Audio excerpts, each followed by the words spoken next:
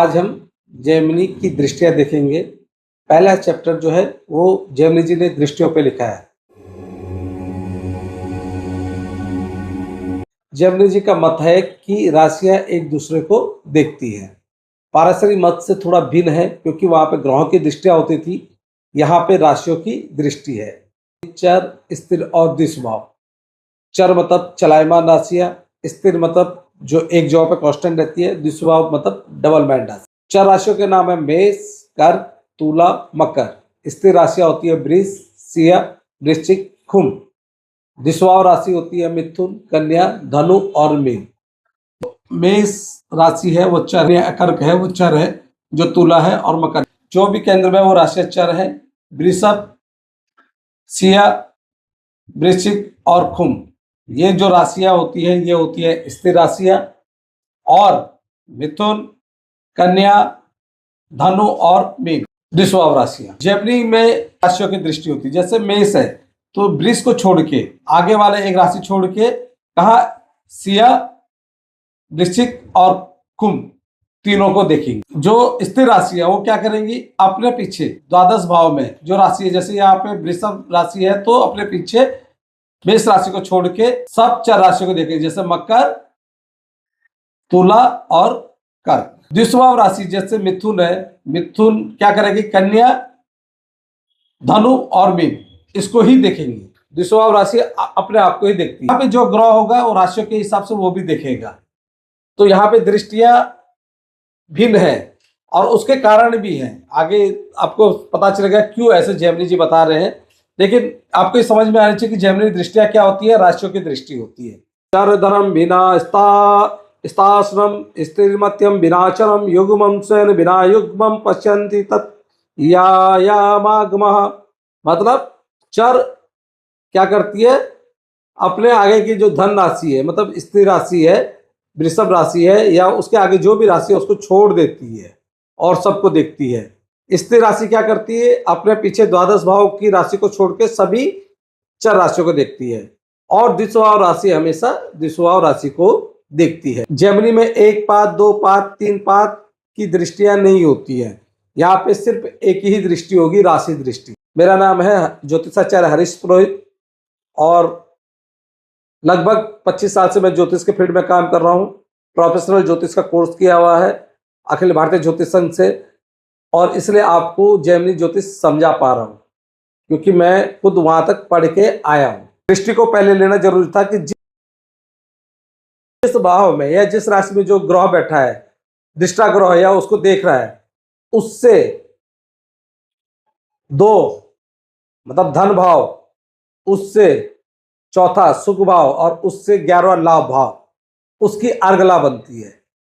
दूसरा भाव, चौथा भाव, 11 भाव की अर्गला बनती है।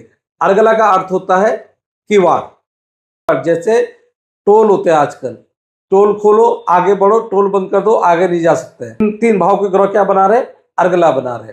और अर्गला से क्या फायदा होगा, जैसे धन भाव में अर्गला है, 3 से ज्यादा ग्रह है, पाप ग्रह है या शुभ ग्रह है, अपने अपने हिसाब से आपको धन देंगे। चौथे भाव में अगर अर्गला बननी है तो अपने हिसाब से वो आपको सुख साधन देंगे।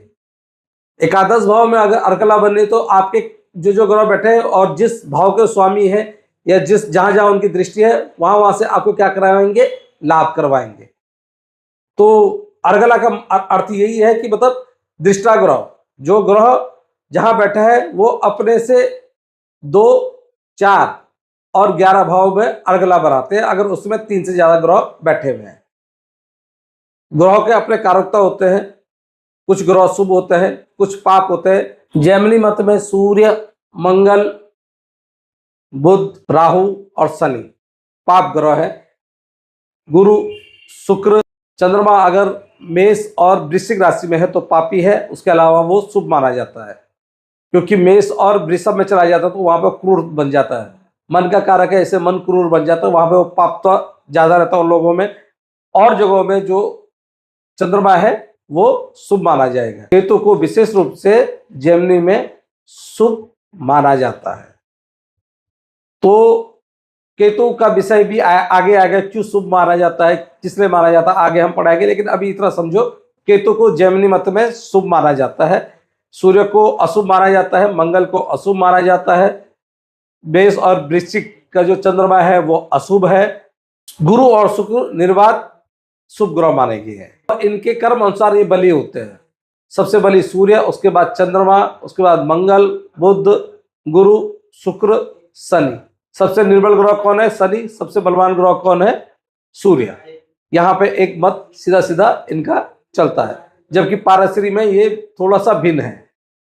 पाराशरी में सबसे कमजोर जो है शनि, शनि से ऊपर मंगल, मंगल के ऊपर बुध, बुध के ऊपर गुरु, गुरु के ऊपर शुक्र, शुक्र के ऊपर चंद्र और चंद्र के ऊपर सूर्य। दोनों मतों में अंतर है सीधा सीधा, क्योंकि यहां सीधा ले लिया, वहां अलग है। हमारा विषय था अर्गला।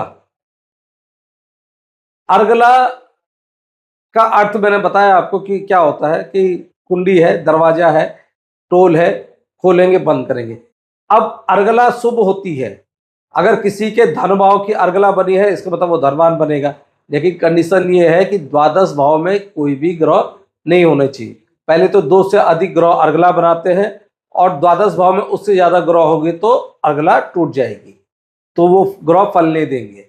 अगर द्वादश भाव में कम ग्रह है और द्वितीय भाव में ज्यादा ग्रह है, इसका मतलब है कि आपको धन मिलेगा। चौथे भाव की अर्गला है, उसमें आपको सुख साधन, घर, वाहन, प्रॉपर्टी, सारी चीजें वहीं से प्राप्त होती है। लेकिन दसम भाव में उससे ज्यादा ग्रह नहीं होने चाहिए।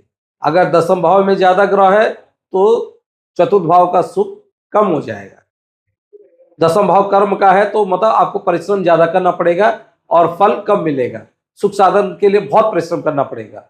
अगर चौथे भाव में ज्यादा ग्रह है और दसम में कम है, तो मतलब नेचुरली आपको सुख बहुत कम प्रयास से मिल जाएगा। एकादश भाव लाभ का है, हर ग्रह यहाँ पे लाभ देता है। वहां पे अगर 3 से ज्यादा ग्रह है तो आपको लाभ मिलेगा, परंतु कंडीशन ये है कि तृतीय भाव में ग्रह नहीं होने चाहिए।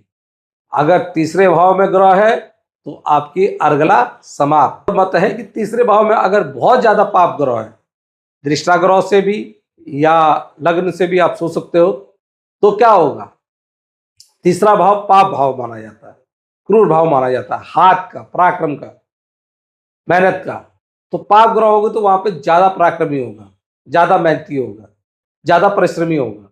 अपने बाहुबल से वो वहां धन और राजपाट सब कमाएगा। इसका मतलब वहां पे अगर पाप ग्रह है तो वो राजा भी बन सकता है। लेकिन नवम भाव में ग्रह नहीं होने चाहिए। नवम भाव में ग्रह है, भाग्य आपका तेज होगा, लेकिन कहीं ना कहीं पराक्रम कम होगा। तो ये जैमिनी मत है अर्गला के बारे में, और हम आगे भी जानकारी देंगे। लेकिन अभी पहला उपदेश है वो राशि दृष्टियों पे है। राशि दृष्टियों को मैंने समझाया, और राशि दृष्टि इसलिए महत्वपूर्ण है कि जिस राशि में ग्रह बैठे हैं तो वो ग्रह भी उसी हिसाब से देखेंगे। एक पाद की दृष्टि नहीं, 2 पाद की नहीं, सीधा सीधा जो बताया गया वो उसके हिसाब से आपको फलादेश करने हैं। पाराशरी से थोड़ा भिन्नता है, और आगे भी हम पढ़ेंगे तो और आनंद हमें आएगा, क्योंकि इसमें एक से एक चीजें अलग आती रहेंगी। नमस्कार, चैनल को सब्सक्राइब कीजिए, मुझे अपना प्यार दीजिए। जय हिंद।